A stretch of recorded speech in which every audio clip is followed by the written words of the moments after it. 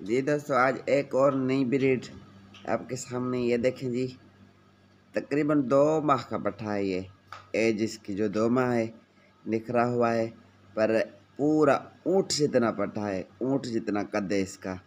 देख रहे हैं, पतली बेल में है और ये कच्चे की जू का पट्ठा है ये। कल हम गए थे थोड़ा दूर, कच्चे से ये पट्ठा लाए हैं। माशाल्लाह A1 ब्रीड है, A1 पट्ठा है।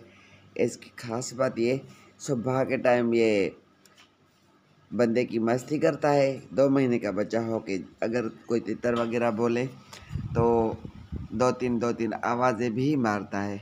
ठीक है मेरे भाई, चीज़ देखे, नस्ल देखे, वीडियो देखे, वीडियो पसंद आए वीडियो को लाइक शेयर, भाई के चैनल को भी सब्सक्राइब करें। अगर किसी भाई को पसंद आता है तो काफ़ी दोस्तों के पास हमारा नंबर है, कॉल करके आप बकाया डिटेल हमसे ले सकते हैं। बाकी जिसके नसीब होगा उसी खुश नसीब के पास ये जाएगा।